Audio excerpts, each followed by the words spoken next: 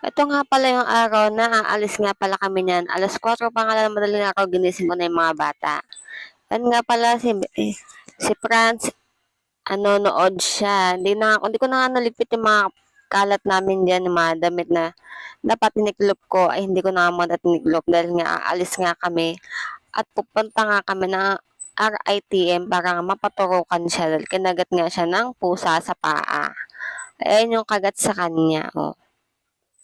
Kaya naman napakaaga pa lang niyan, gumising na nga kami para nga gumayak at makaalis na na maaga.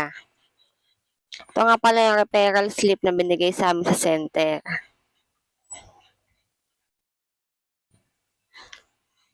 Ayan.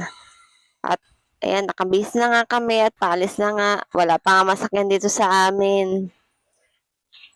'Di ba? Wala pa talaga mga sasakyan na daan dahil nga anong oras pa nga lang 'yan.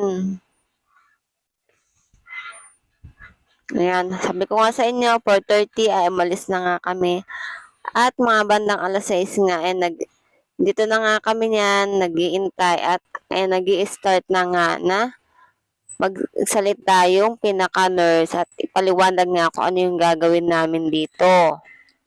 Kung paano nga kami, saan magsisimula, ganun. Kasi 'di ba may mga ano-ano pa yan. So, yung pinapaliwanag niya kung paano.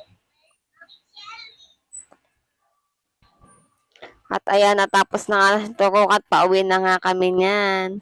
Yan, tuwa ang bata dahil nga may nakita nga siyang bus.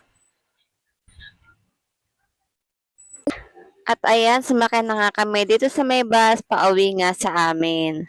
Papunta nga yan sa may Alabang.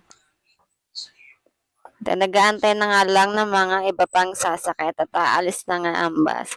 Ayan, tinan mo yung bata yan, takot na takot, gusto ipahawak lang yung kamay. Yun lang, salamat.